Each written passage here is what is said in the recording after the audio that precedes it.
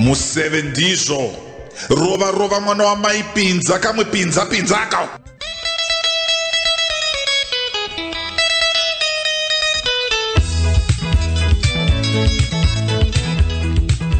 Henaro Museve pa Zimnet Radio shasha panyaya dzemuseve rova futi DJ.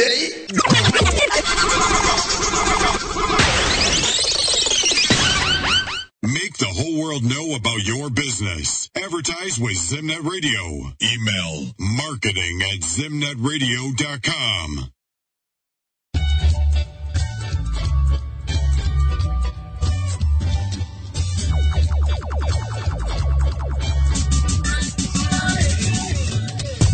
Looking for the one that can make me smile. Haven't had time to chill for a while. Provide some magic, shake out the bubble. Words on your palm,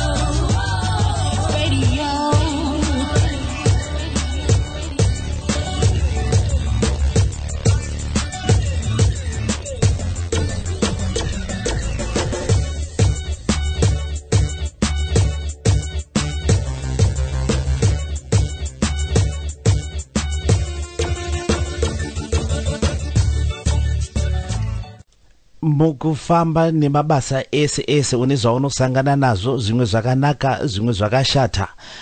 Zvakashata kazhinji zvinoita kuti munhu uende pamusoro nekuti unokwanisa kuchiona kuti ungaronge zvinhu zvako sei kuti ma-challenges aunenge usangana nawo uakunde. Mubasa renyu remumanziri ma-challenges kana kuti zvinetswa kana matambudziko amuri kusangana nawo ndeapi? Indeed, the greatest challenge that I have is nyaya ma-instruments ne-transport yekutakura ma-instruments acho.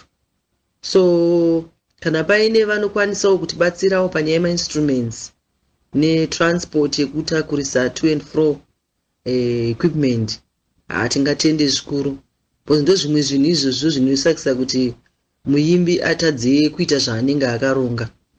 Nekuti kana une ma-instruments ako unoziva kuti basa rako rinoendeka zvakanaka, unenge usina ma-challenges akawanda, nekuti kana ari pa-ma-instruments zvinhu zvese zvinoita mushi.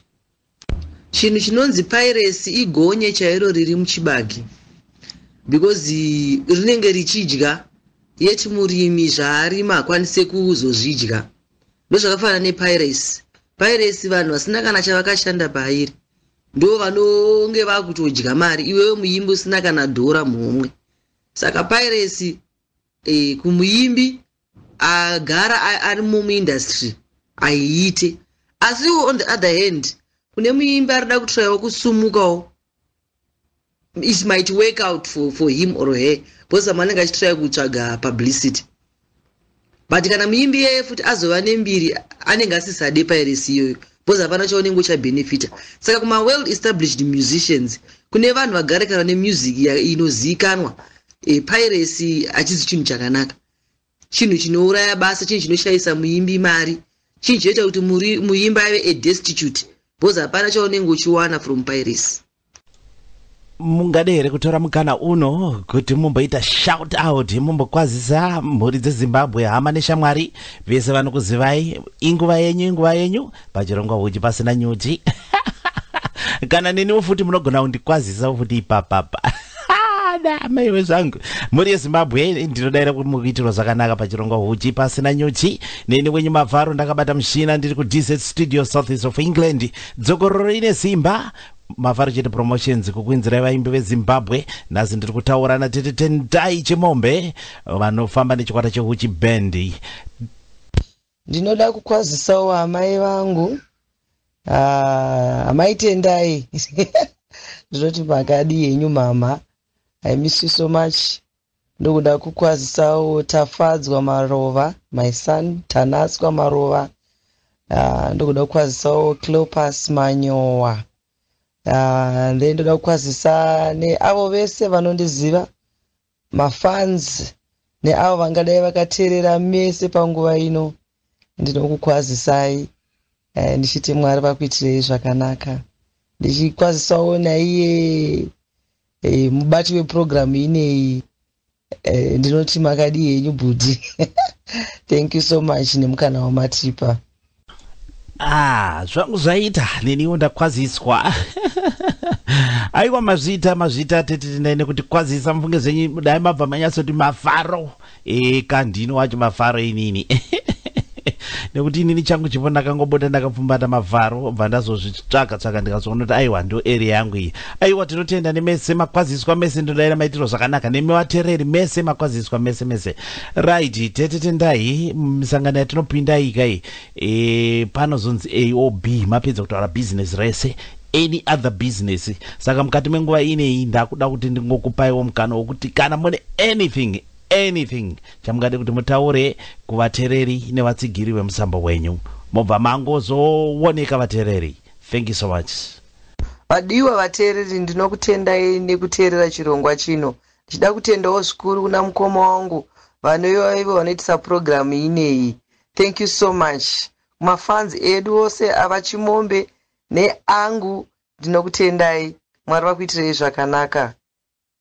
Mukuchitsvaira chirongwa chanhasi regai ndichitora kambo kari kubva kativharira ikuri kuraina ndinayo naSisi Tendai Chimombe. Kambo kanonzi natsa. Vakomana imi rega tinzwe mashoko acho nekunatsa kuti uda kuti unatse seiko iwe munhu natsa iwe. Tapirirwa inako muri yeZimbabwe pahuchi pasina nyuchi. Kaka tati dzokororo ine simba tiri kuda kuti zvigare munzeve dzenyu kuti mungoziva kuti musi Friday wega chinenge chakachaya kubva pamidday UK time. Kwese kwauri chiona kuti nguva yako inenge papi papa nai kufamba tichingotenda veMavharo Chete Promotions vari kutenderera vachiti chagira vaimbi vachivaunza panepenyuro.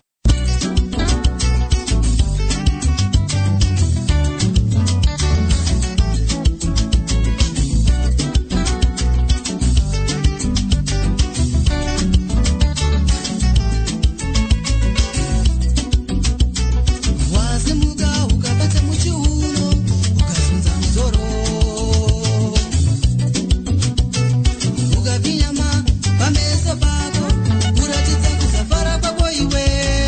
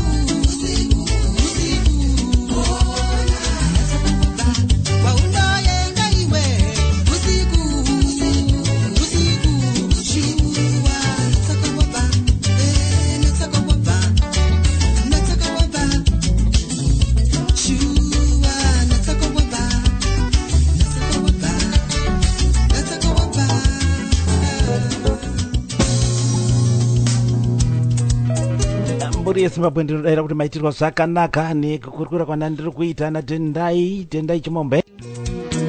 Debut album inonzi tribute to the late legendary Jimmy James Chimombe.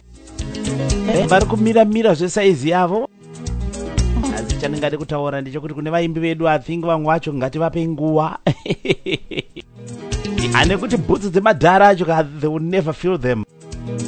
Vese vana vevaimbi vakapfuura vamwe vari kurova zvinezvi nanhasi vachiri kutatarika havatombosvikapo, saka ngativape nguva. Endewo pane room of for zvimwe zvakanaka pamberi apa. Baiwe zvangu makadiko muri yeZimbabwe zvakuitika panapa ka? Zvazi kuti manje panapa tine malatest akaburwa.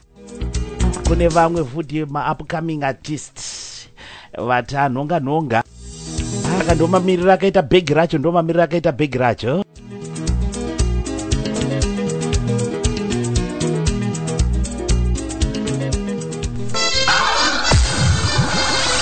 Welcome to Zimnet Radio, your 24/7 internet radio station. Zimnet in a flavor. Zimnet in a danger.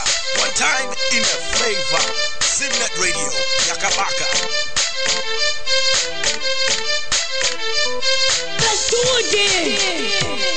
Zimnet in a danger. Zimnet in a flavor. Zimnet in a danger. Zimnet in a flavor.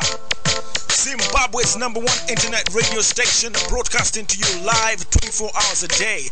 This is Zimbabwe's #1 Zimnet Radio.